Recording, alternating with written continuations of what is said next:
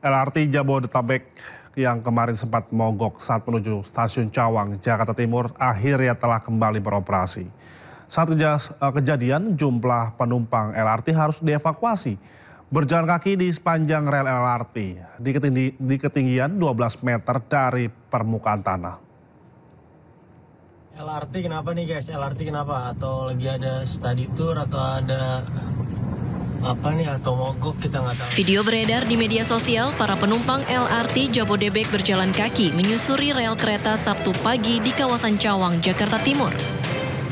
Kejadian ini disebabkan pada sistem third rail atau rel penyuplai listrik hingga berdampak pada semua lintas pelayanan tidak dapat dioperasikan sementara waktu.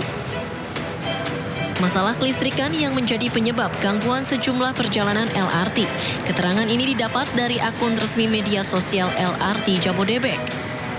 Sementara manajer Public Relations Kereta Api Indonesia Mahendro Trangbawono menyatakan saat ini proses penanganan gangguan telah selesai dan layanan LRT Jabodebek telah kembali beroperasi normal di seluruh lintas pelayanan. Dari Jakarta, Rio Manik, iNews melaporkan. Dan untuk mengetahui bagaimana pelayanan LRT Jabodebek yang sempat terjadi kendala dan kini telah kembali beroperasi, dan berikut informasi dari rekan kami Jessica Winoto dengan juru kamera Jamie Jasin.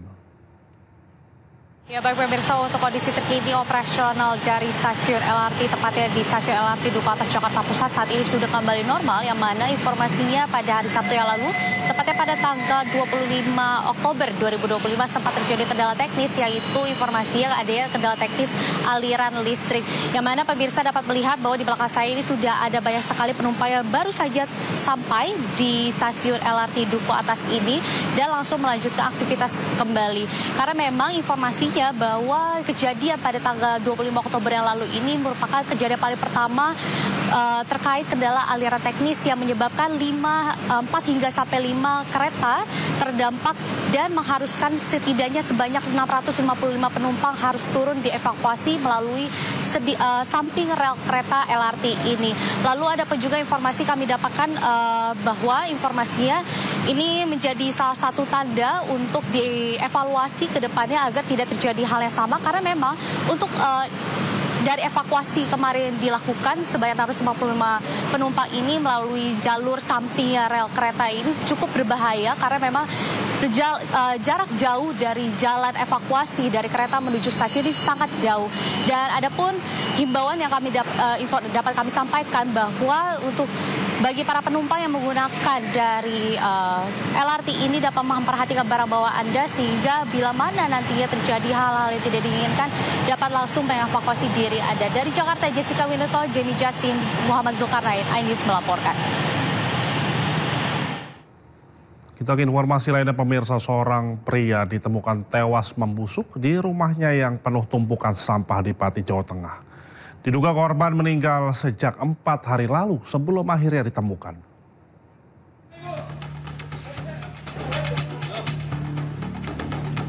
Seorang pria sebatang kara berusia 50 tahun ditemukan tewas di rumahnya di Desa Sukoharjo, Margorejo, Kabupaten Pati, Jawa Tengah. Korban pertama kali ditemukan tetangganya yang mencium bau tak sedap sejak 4 hari lalu. Awalnya dikira bau bangkai tikus, namun setelah dicek, ternyata jasad korban di dalam rumah penuh tumpukan sampah. Menurut warga, korban dikenal sebagai pribadi tertutup, jarang berinteraksi dengan lingkungan. Ditemukan satu mayat seorang laki-laki, ya, inisial IG. Ya. Untuk tanda-tanda kekerasan sebenarnya tidak ada, dimungkinkan. Kemudian sudah meninggal, perkiraan sudah sekitar 4 hari. Hasil olah TKP tidak ditemukan tanda kekerasan pada tubuh korban. Jasad kemudian dibawa ke Rumah Sakit Umum Daerah Suwondo Pati untuk pemeriksaan lebih lanjut. Dari Pati, Jawa Tengah, Vindi Agil, iNews melaporkan. Warung bakso berbahaya, maksud kami warung bakso berbahan dasar daging babi tengah viral di Bantul, Yogyakarta.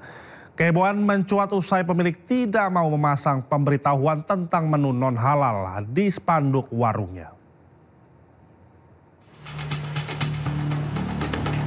Sebuah warung bakso di wilayah Ngestiharjo, Kecamatan Kasian, Kabupaten Bantul, Daerah Istimewa Yogyakarta, yang bahan bakunya berasal dari daging babi ini, akhirnya dipasang spanduk dengan label tidak halal.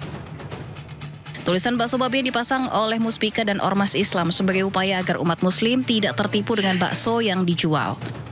Warung bakso milik Saido, warga asal Sleman, sudah sejak lama berjualan dan sempat viral di media sosial. Bagi warga Ngestiharjo memang sudah tidak asing dan mengetahui jika bahan bakunya menggunakan bahan daging babi. Namun tidak bagi orang luar hingga menimbulkan kecemasan dan khawatir termakan oleh umat muslim. Kini warga tak perlu cemas karena label non-halal sudah terpasang di warung bakso. Pemilik warung pun tak keberatan atau mengeluh pendapatan akan berkurang setelah dipasang tulisan bakso non-halal karena mengandung daging babi. Dari Bantul, Yogyakarta, Trisna Purwoko, iNews melaporkan. Pasca temuan adanya paparan radioaktif di Kabupaten Serang, Banten, sejumlah ternak masih diteliti. Pihak desa juga menyampaikan aspirasi warga terkait adanya ganti rugi hewan ternak yang terpaksa dimusnahkan.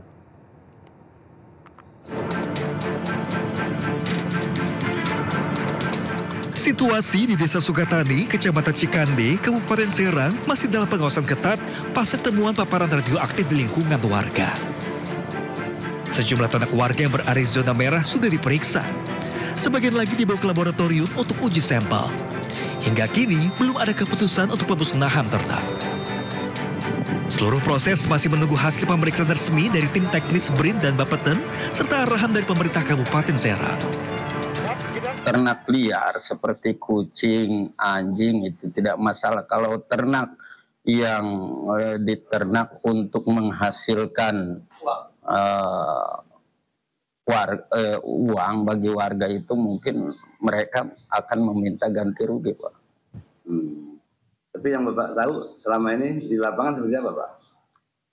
Sementara ini ya aman-aman aja. Ternak ya masih diberi pakan sama yang punyanya gitu ya.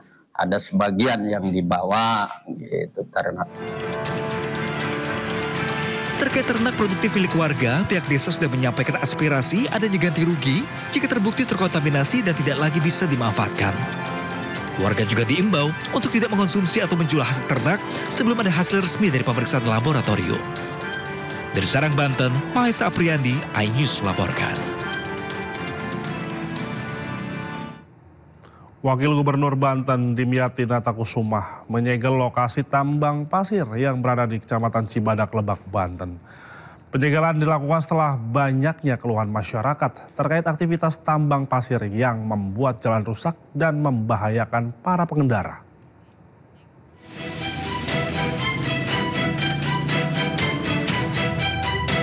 Wakil Gubernur Banten Dimyati Natakusumah mendatangi lahan tambang pasir yang diduga ilegal di Desa Kadu Agung Tengah, Kecamatan Cibadak, Kabupaten Lebak, Banten. Keberadaan tambang pasir tersebut sangat mengganggu mobilitas warga dan membahayakan pengendara karena akses jalan menjadi rusak akibat sering dilalui truk besar.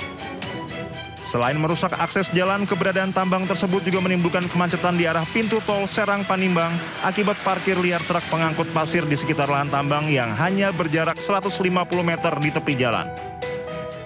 Dalam sidak kali ini, Wakil Gubernur bersama rombongan langsung memasang garis polisi di area galian dan meminta kegiatan tambang dihentikan selamanya. Ternyata lahan ini, lokasi tambang ini adalah ilegal dan tidak berizin. Kalau berizin pun kami akan cabut izinnya. Tapi karena tidak berizin, maka kami minta semua aktivitas stop. Kalau tidak, ya kami akan tempuh jalur pidana. Wakil Gubernur Banten meminta Polda Banten segera melakukan penyelidikan terhadap aktivitas penambangan pasir tersebut. Dari Lebak, Banten, Iskandar Nasution, iNews melaporkan. Seorang suami yang menceraikan istrinya pasca dilantik menjadi P3K Satpol PP masih menjadi perbincangan warga. Istri ASN mendapat bantuan dari selebgram dan warga untuk memulai hidup yang baru. Kisah pilu ibu dua anak di Aceh Singkil bernama Melda Safitri yang mengaku diceraikan suaminya usai dilantik menjadi Satpol PP P3K menyita perhatian publik, termasuk selebgram asal Aceh Sela Saukia. Ya, ini untuk buka usaha. Melda mendapat bantuan modal usaha dari selebgram tersebut untuk memulai usaha dan hidup baru. Sementara itu, Bupati Aceh Singkil Safriadi Oyon menepis isu yang beredar di media sosial bahwa dirinya memecat suami Melda Safitri. Pihaknya mendukung pasangan suami istri tersebut untuk bisa rujuk kembali. Belum lagi dipecat. Belum lagi. Apapun belum. Sekarang kita ada kesempatan penyelidikan dulu. Baru kita ajak ya. Dan kita utamakan kalau bagi pribadi saya dan juga bagi bupati saya harus dirujukkan kembali mereka. Nggak ada cerai mencerai.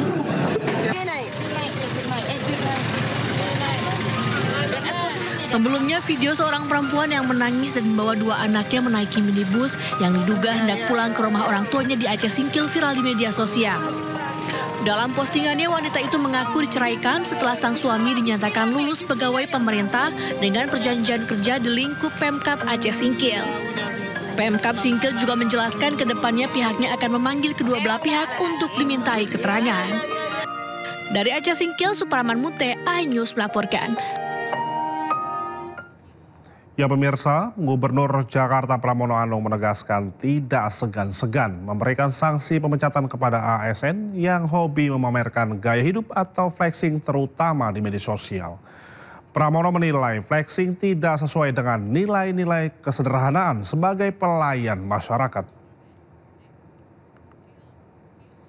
Flexing atau pamer gaya hidup sudah sejak lama menghinggapi para oknum aparatur sipil negara di kementerian maupun di kantor instansi pemerintah lainnya. Hobi flexing para ASN yang merupakan pelayan dan digaji dari uang rakyat dinilai rentan menodai rasa keadilan masyarakat yang masih banyak berada di bawah garis kemiskinan. Gubernur Jakarta Pramono Anung menyatakan siap mengambil tindakan tegas berupa pemecatan terhadap ASN Pemprov yang terbukti flexing di media sosial. Pramono menegaskan ancaman terhadap ASN yang flexing bukan basa-basi, apalagi tunjangan kinerja ASN di Pemprov Jakarta tergolong cukup tinggi, sehingga tidak dibenarkan tampil dengan gaya hidup berlebihan di media sosial.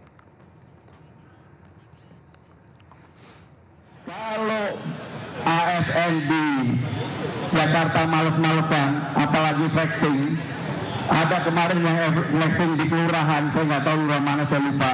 Saya bilang ganti, pecat. Nggak basa-basi. Itu bukan tipe ASN di Jakarta.